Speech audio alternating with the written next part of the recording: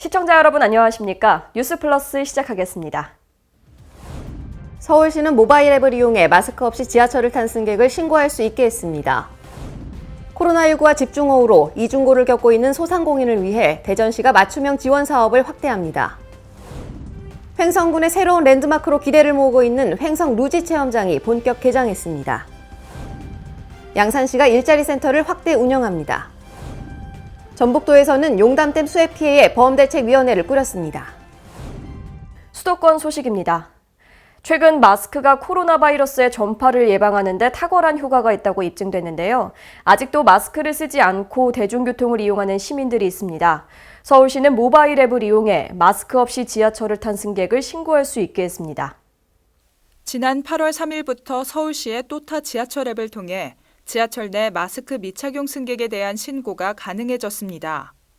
대중교통 내 마스크 착용이 의무화됐지만 마스크 미착용으로 인한 다툼과 운수 종사자에 대한 폭언 폭행 사고가 지속됨에 따라 서울시가 시민 간 갈등을 예방하고 마스크 착용 문화를 정착시키기 위한 특별 대책을 내놓은 겁니다. 미착용 승객을 신고하면 위치 정보 확인 후 지하철 보안관이 즉시 출동해 신속 조치합니다. 지하철 보안관의 지시를 따르지 않거나 지하철 보안관을 폭행하는 경우 과태료 부과 등을 통해 선처 없이 강력하게 대응한다는 계획입니다. 또타 지하철 앱은 구글 플레이, 앱스토어 등에서 다운로드할 수 있으며 민원 신고, 신고 유형 중 마스크 미착용을 선택하면 됩니다. 강북구가 서울을 비롯한 수도권에 집중되고 있는 코로나19의 지역 내 확산을 차단하기 위해서 동주민센터의 방역 강화에 나섰습니다. 청사에는 전자출입명부 QR코드가 설치되고 확진자 발생에 대비한 대행 동주민센터 운영 등 상황에 맞춰 신속한 대응 방안이 가동됩니다. 강북구가 최근 수도권에서 폭발적으로 증가하고 있는 코로나19의 지역사회 확산을 차단하기 위해 동주민센터에 대한 방역과 관리 체계를 강화합니다. 이들 시설에는 동별로 하루 평균 300여 명, 연간 100만여 명이 이용하는 것으로 집계되고 있습니다. 이에 따라 강북구는 주민센터 종사자의 개인위생 상태를 청결하게 유지하고 주기적인 환기와 소독에 나서는 한편 인터넷 서비스와 무인 민원 발급기의 활용도를 높이는 등 비대면 업무를 꾸준하게 개선해 왔습니다. 또 QR코드를 이용하는 전자출입명부 키패스를 동주민센터에 설치하고 스마트폰을 휴대하지 않은 내방 민원인을 위해 수기장부를 마련하는 등 시설 이용객에 대한 출입 기록을 보다 체계적으로 관리할 계획입니다. 이와 함께 코로나19 확진 환자가 발생하거나 방문할 경우 긴급 대응 태스크포스를 구성하고 역학조사 등을 거쳐 해당 청사가 폐쇄되는 기간 동안 급한 업무를 처리하게 될 대행 주민센터 2곳을 지정 운영하게 됩니다. 강북구는 실제로 일어날 수 있는 다양한 사례를 감안해 신속 대응 방안을 수립했다며 혼선을 줄이고 업무 공백을 최소화하는 데 행정력을 집중하겠다고 전했습니다. 올해는 광복 75주년이 되는 해죠. 이를 기념해 홍대 축제거리에서는 뮤지컬 형식의 이색 패션쇼가 열렸습니다. 지난 8월 15일 오후 7시 홍대 축제거리에서 광복의 메시지를 담은 뮤지컬 형식의 이색 패션쇼가 펼쳐졌습니다. 광복 75주년을 맞아 열린 홍대 패션 콘서트는 희망의 메시지를 전달하는 코로나19 극복 프로젝트의 일환으로 기획됐습니다. 또한 패션쇼와 함께 패션을 매개로 한 다채로운 공연들이 어우러져 버스킹 형태의 콘서트로 진행됐습니다. 이번 콘서트는 총 33명의 패션 모델들이 무대에 올라 독립운동가 33인의 모습을 연상시켰습니다. 모델들은 오디션을 통해 선발된 실력 있는 각계각층의 전문가들로 키즈와 주니어부터 시니어 모델까지 다양한 연령층이 참여했습니다. 지역의 홍보대사는 그 지역을 대표하는 얼굴이 되는데요. 의왕시는 배우 이문식 씨를 홍보대사로 위촉했습니다. 지난 8월 13일 의왕시 홍보대사 위촉식이 열렸습니다. 의왕시 홍보대사로 위촉된 배우 이문식 씨는 영화와 다양한 방송에서 활약하고 있는데요. 그동안 의왕시 복지사각지대 발굴 홍보 캠페인에 참여하는 등 의왕시의 희망 알림이 홍보대사로 활동하며 꾸준한 선행을 펼쳐온 바 있습니다. 이문식 씨는 의왕시 홍보대사로서 앞으로 의왕시를 알리고 시정을 홍보하는 활동을 이어나갈 계획입니다. 이어서 광역시 소식입니다. 코로나19와 집중호우로 이중고를 겪고 있는 소상공인을 위해서 대전시가 맞춤형 지원 사업을 확대합니다. 대전시가 소상공인의 경영난 해소를 위해 마련한 맞춤형 지원 사업, 자영업 닥터제와 영세 자영업자 인건비 지원 사업을 추진합니다. 자영업 닥터제는 생업에 바쁜 소상공인들을 위해 찾아가는 맞춤형 컨설팅으로 진행되며 경영진단, 마케팅, 법률과 세무 등 전문 분야 종합 컨설팅을 통해 시설 개선 지원까지 이어지는 사업입니다. 참여를 희망하는 업체는 9월 30일까지 한국경영기술지도사회 대전세종 충남지회로 접수하면 됩니다. 또한 영세자영업자 인건비 지원 사업은 2020년 1월 1일 이후 신중년 인력을 신규 채용하고 현재까지 고용을 유지하고 있거나 고용 후 3개월간 고용을 유지하면 업체당 1명에 대해 150만 원을 지원하는 사업입니다. 신청은 10월 30일까지 대전경제통상진흥원 홈페이지를 통해 가능하고 선착순 접수 중입니다. 광주시가 지난 7일과 8일에 내린 집중호우로 재산 피해를 본 광주 지역을 특별 재난지역으로 선포해달라고 정부에 건의했습니다. 지난 9일 광주시는 호우 피해 점검을 위해 광주를 찾은 정세균 국무총리와 함께 서구 영산강 홍수 통제소를 시작으로 농경지, 농업기반시설, 주택, 상가, 공공시설 등 집중호우 피해 현장을 둘러봤습니다. 또한 지난 7, 8일 광주에 내린 역대 최고 수준의 강수량으로 인해 시민들의 피해가 큰 만큼 특별재난지역으로 선포돼서 공공시설이나 사유시설을 복구하는 데 국비 투입이 시급하다고 강조했습니다. 8월 9일 18시 기준 총 피해 건수는 1249건이며 공공시설 603건, 사유시설 646건의 피해가 발생했습니다. 그중 79%인 989건을 복구하였고 나머지는 응급복구 중에 있습니다. 이에 대해 정세균 국무총리는 특별재난지역 기준을 지역 입장에서 판단하고 기준에 맞게 신속하게 지정해 복구가 이뤄질 수 있도록 최대한 지원할 것이라고 말했습니다. 다음은 강원도 소식입니다. 강릉국제영화제가 독립법인으로 공식 출범한 가운데 올해로 제2회를 맞이하는 영화제가 성공적으로 열릴 수 있도록 준비에 박차를 가하고 있습니다. 강릉국제영화제의 독립성과 자율성을 강화하기 위해 영화인 등이 중심이 된 민간 독립법인이 출범했습니다. 법인 명칭은 사단법인 강릉국제영화제로 정하고 김동호 조직위원장을 초대 이사장으로 선출했습니다. 현재 지역 기반의 영화 제작 활성화를 위한 다양한 사업을 추진 중이며 올해 영화제에 다채로운 프로그램과 이벤트를 준비할 계획입니다. 독립법인으로 새 출발하는 제2회 강릉국제영화제는 11월 5일부터 14일까지 강릉아트센터를 비롯한 강릉시 일원에서 열립니다. 평창군이 농특산물 수출 분야를 지원하고 있는데요. 수출 농가와 수출업체 등에 1차로 4억 4,300만 원을 지급했습니다. 평창군은 수출 농가의 경우 표준 물류비의 9%를, 수출업체의 경우 표준 물류비의 6%를 지원하고 가공업체와 농어업 경영체에는 농산물 수출 상품 선별 포장비를 지원합니다. 이에 따라 평창군은 2019년 11월부터 올해 6월까지의 수출 선분에 대해 1억 8,100만 원을, 농산물 수출 상품 선별 포장비 예산 13억 7,900만 원 중 2억 6,200만 원을 8월 초에 1차 지급했습니다.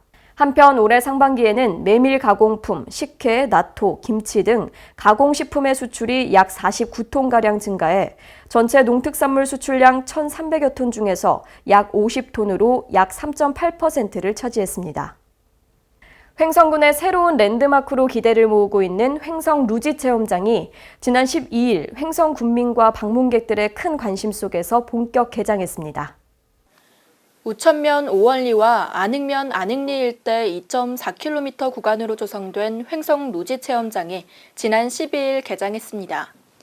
일반 방문객들을 대상으로 하는 정식 개장에 앞서 장신상 횡성군수 및 도군의원, 각급 기관단체장, 읍면 사회단체장 및 지역주민 등 300여 명이 참석한 가운데 횡성 루지 체험장의 본격적인 개장을 축하하는 기념식이 열렸는데요. 횡성 루지 체험장은 지자체가 직영으로 운영하는 최초의 유원 놀이시설로 국내 루지 체험장 중 최고의 자연 친화적 코스로 평가받고 있습니다. 개장식에서는 루지 체험장 조성 경과보고 및 주요 내빈 축사에 이어 지역의 수건이었던 루지 체험장 개장을 기념하는 개장 세리머니가 진행됐습니다. 기념 행사에 이어 참가 내외빈과 함께하는 루지 체험 행사가 이어졌는데요. 전제 정상에서 시속 60km의 속도로 내리막길을 질주하며 짜릿한 즐거움을 선사하는 횡성 루지는 단일 코스로는 세계에서 가장 긴 2.4km를 자랑하며 기존 폐도로 주변의 자연을 있는 그대로 보존하고 다양한 테마 구간을 더해 친환경적 코스를 조성하고 있습니다. 한편 개장식 일정을 마친 루지 체험장은 오전 11시 이후 일반 방문객들에게도 공식 개장됐습니다. 앞으로 루지 체험장은 오전 10시부터 오후 6시까지 운영될 예정이며 성수기인 7월과 8월은 8시까지 연장 운영됩니다. 다음은 충청도 소식입니다. 최근 전국에서 동시다발적으로 코로나19가 재확산됨에 따라 충청북도가 코로나19에 적극 대응하기로 했습니다. 특히 다중이용시설 중 고위험 시설을 추가 지정하는 등 방역수칙이 강화됩니다. 충청북도는 수도권 교회와 대규모 집회 등으로 전국에 확산된 코로나19에 적극 대응합니다. 우선 수도권 교회를 방문했거나 대규모 집회에 참석한 도민에게는 진단검사 행정명령을 발령했습니다. 이에 우리 도에서는 2020년 8월 1일부터 13일까지 서울 성복 사랑제일교회, 용인 우리제일교회, 여의도 순복음교회, 고양시 반석교회, 고양시 기쁨 153 교회 방문자와 8월 8일 경복궁 인근 집회 참석자, 그리고 8월 15일 광화문 광복절 집회에 참석하신 도민들께서는 빠른 시일 내에 인근 선별진료소를 방문하여 진단검사를 받으시기 바랍니다. 사랑제일교회를 방문한 도민은 약 21명. 여기에 지난 1일부터 13일까지 수도권 교회를 방문한 사람은 인근 선별진료소에서 진단검사를 받아야 합니다. 또한 지난 8일 경복궁 인근 집회 참석자와 15일 광화문 광복절 집회 참석 도민 역시 빠른 시간 내 진단검사를 받아야 합니다. 긴급 행정명령 조치를 위반할 경우 200만 원 이하의 벌금이 부과되고 확진자 발생 시 검사 치료비 등 재반 비용의 구상권이 청구됩니다. 동명령은 감염병의 예방 및 관리에 관한 법 제18조 3항 제46조에 근거한 긴급 행정명령 조치로 위반 시에는 200만 원 이하의 벌금이 부과되고 만약 확진자 발생 시에는 검사, 치료비 등 재반 비용에 대해 구상권이 청구될 수 있음을 알려드리니 적극 협조해 주실 것을 당부드립니다. 다중이용시설 중 중위험 시설인 PC방과 종교시설, 식당과 카페, 공연장 등은 고위험 시설로 추가 지정했습니다. 고위험 시설은 방역수칙 의무화 조치를 유지하고 방역수칙이 강화됩니다. 충청북도는 확진자 발생 상황이 악화되면 고위험 시설 운영 중단과 집합, 모임, 행사 금지 등 방역 조치를 강화해 2주 연장할 예정입니다. 종교시설은 정규 예배와 법회 외 모임 행사는 방역을 의무화해야 하고 참석자는 마스크 착용 등 방역수칙 준수를 권고했습니다. 보령시가 지난 5일 침체된 지역 경제에 활력을 불어넣기 위해서 지역 상권 활성화 특화 보증 지원 업무 협약을 체결했습니다. 김동일 시장과 유성준 충남신용보증재단 이사장 등이 참석한 가운데 개최된 이번 협약은 코로나19 확산으로 인한 경기 침체에 활력을 불어넣고 소기업 및 소상공인의 경영 안정을 도모하기 위해 마련됐습니다.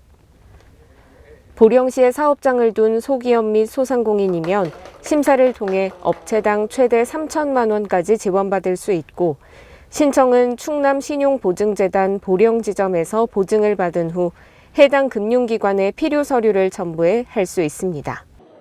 이번 업무 협약으로 인해 정식 신용평가를 생략하고 간편 심사를 통해 지원 금액이 결정되므로 긴급히 자금이 필요한 소기업과 소상공인들에게 큰 도움이 될 것으로 보입니다. 다음은 경상도 소식입니다. 양산시가 공공일자리를 확대한 가운데 일자리 센터도 확대 운영하기로 했습니다. 구직자와 구인업체의 일자리 불일치를 해소하고 맞춤형 취업 지원 서비스를 제공할 것으로 기대됩니다. 양산시는 그동안 양산시청과 웅상출장소, 고용복지 플러스 센터, 그리고 일부 행정복지센터 등 8곳에서 운영해오던 일자리 센터를 범어 민원사무소 등 7곳의 센터 운영을 재개하면서 모두 15곳으로 확대 운영합니다. 센터에서는 단순 구인구직 등의 정보 제공뿐만 아니라 전문 일자리 상담사가 계층별 취업 심층 상담과 동행 면접, 사후 관리 등에 이르기까지 맞춤형 취업 지원 서비스를 제공합니다. 특히 취업 지원 기관과의 연계를 통해 구직자와 구입 업체와의 맞춤형 서비스를 강화하면서 일자리 불일치 해소 역할도 담당하고 있습니다. 포항지진특별법 개정안의 최종 윤곽이 그려지고 있는 가운데 포항시는 개정안의 피해 주민들의 의견을 담기 위한 각고의 노력을 거듭하고 있습니다. 각계각층 인사들과 시민단체가 지진특별법 시행령 개정을 촉구하기 위한 총력전에 나섰습니다. 이강덕 포항시장은 11일 이철우 경북도지사, 김정재, 김병우 국회의원 등과 함께 정세균 국무총리를 만나 포항지진특별법 시행령 개정안에 시민의 의견을 담아줄 것을 적극 건의했습니다. 이강덕 시장은 시행령 개정안 중 피해의 유형별 지급 한도와 지급 비율 70% 설정에 대해 시행령이 오히려 지원의 범위를 축소하고 있어 특별법의 입법 취지에 반한다고 강조했습니다. 또 포항 촉발 지진 이후 투자 심리 위축, 관광객 급감, 지가 하락, 인구 감소 등 수조 원의 직간접 피해를 입은 포항시의 어려운 경제 상황을 설명하고 경제 활성화 및 공동체 회복의 특별 지원 대책 구체화와 관련 사업의 내년도 국비 반영을 요청했습니다. 한편 이날 포항 112로 촉발 지진 범시민 대책위원회 주최로 피해 주민 등 500여 명이 청와대 앞에서 포항 지진특별법 시행령 수용 반대 집회를 열었습니다. 집회에는 정혜종 포항시의회 의장 등 포항시 의원들과 상경한 포항시민 및 향후 회원도 참석해 시행령 개정을 강력하게 촉구했습니다. 특히 범대위 공원식 공동위원장은 피해 주민들의 요구사항이 개정안에 제대로 반영되지 않을 경우 시행령 거부운동 등 강력한 투쟁을 벌여나가겠다고 말했습니다. 지진특별법 시행령은 피해구제 지원금 및 피해자 인정 신청 등에 관한 사항이 개정 절차를 거친 후 9월 1일부터 시행되며 지난 6일에는 포항지진특별법 시행령 개정안에 대한 공청회가 무산된 바 있습니다. 이어서 전라도 소식입니다. 최근 광화문 집회로 인한 코로나19의 증가세로 각 지자체에서도 다양한 방역 대책을 마련하고 있는데요. 군산시에서는 집회에 참석한 국민에게 검역에 적극 협조해달라고 전했습니다. 보도에 황윤아 기자입니다. 군산시가 지역에서 코로나19 확진자가 발생함에 따라 8.15 광화문 집회에 참석한 시민과 가족들에게 선별진료소를 방문, 코로나19 검사를 받을 것을 당부했습니다. 이는 군산시 거주자 A씨가 지난 15일 광화문 집회에 참석 후 17일 코로나19 양성 판정을 받음에 따른 조치입니다. 군산시에 따르면 전북 46번 확진자 A씨는 지난해 11월부터 8월 14일까지 서울 사랑제일교회에서 지내다가 14일 서울에서 군산으로 내려온 것으로 조사됐습니다. 문제는 A씨가 이용한 관광버스는 총 3대가 이동했으며 본인과 동승한 시민은 30여 명이라고 진술을 했다지만 개별 이동한 시민은 파악조차 되지 않고 있기 때문입니다. 강임준 시장은 군산으로의 유입을 차단하려면 시민들의 협조가 중요하다면서 특히 사랑제일교회와 광화문 집회에 참여한 시민과 가족들은 반드시 선별진료소를 방문, 코로나19 검사를 받아달라고 당부했습니다. 지금까지 전북에서 황인아였습니다. 완주군에서는 지역 주민의 독서 문화 활성화를 위해서 영어 독서 특강과 도서 강연 등 다양한 프로그램을 지원합니다. 강석훈 기자입니다. 완주군이 9월 독서의 달과 도서관 주간을 맞아 지역 주민의 독서 문화 활성화를 위해 다양한 프로그램을 진행합니다. 군은 오는 9월부터 장기적인 교육의 자기주도 영어 독서 특강과 도서 강연 등 다양한 프로그램을 진행할 예정입니다. 이 밖에도 상시 프로그램으로 그림책 원화 전시, 과어로 잡지 무료 배부와 비대면 행사를 통해 시민들의 독서 관심을 높인다는 계획입니다. 완주군 관계자는 코로나19로 힘들어하는 주민들에게 독서가 작은 위로와 힘이 되길 바란다며 행사가 안전하게 진행될 수 있도록 방역과 안전수칙을 최우선으로 하겠다고 말했습니다. 지금까지 전북에서 강석훈이었습니다. 8월 초 수해 여파가 아직도 이어지고 있습니다. 전북도에서는 용담댐 수해 피해에 범대책위원회를 꾸렸습니다. 황인화 기자의 보도입니다.